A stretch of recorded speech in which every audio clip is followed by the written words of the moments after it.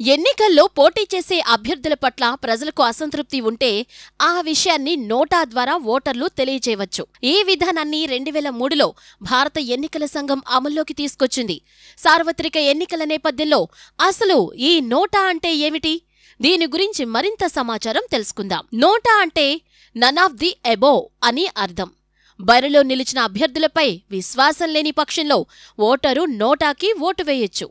ఈ మేరకు ఓటర్లందరికీ ఎన్నికల సంఘం హక్కు కల్పించింది. ఎలక్ట్రానిక్ ఓటింగ్ మిషన్లలో ఈ ఆప్షన్ అందుబాటులో ఉంటుంది. అయితే నోటా ద్వారా పోటీలో ఉన్న అభ్యర్థులను తిరస్కరించే హక్కు ఓటర్లకు లేదు. నోటా కేవలం అభ్యర్థులపై విశ్వాసం లేదని మాత్రమే చెప్పగలరు.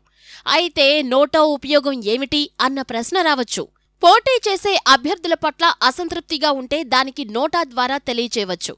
అయితే దీని ద్వారా ఏ అభ్యర్థికి మద్దతు ఇవ్వకపోయినా ఎక్కువ మంది ఓటు వేసేందుకు వచ్చే అవకాశాలు పెరిగాయి. బోగస్ ఓట్ల లెక్కింపు తగ్గుతుంది. ప్రజలు తమ అభిప్రాయాన్ని ఓటు ద్వారా ధైర్యంగా చెప్పగలిగే వీలు కూడా నోటా కల్పించింది. అలాగే ప్రతికూల ఓటింగ్ వల్ల ఎన్నికల్లో వ్యవస్థాగత మార్పు వచ్చే అవకాశం ఉంది. రాజకీయ పార్టీలు స్వచ్ఛమైన అభ్యర్థులను ఎంచుకునే అవకాశం కూడా లేకపోలేదు. నోటాకు ఓటు ఎలా వేస్తారు అన్న విషయానికొస్తే ఎలక్ట్రానిక్ ఓటింగ్ యంత్రాలు అభ్యర్థుల జాబితా దిగువన none of the above button option ఉంటుంది. దీనికి ముందు ఎవరైనా బ్యాలెట్ ద్వారా ఓటు వేయాలనుకుంటే పోలింగ్ బూత్లోని ప్రిసైడింగ్ అధికారి వద్దకు వెళ్లి నోటా ఓటు వేయాల్సి వచ్చేది. కాలక్రమంలో దీనిని రద్దు చేశారు.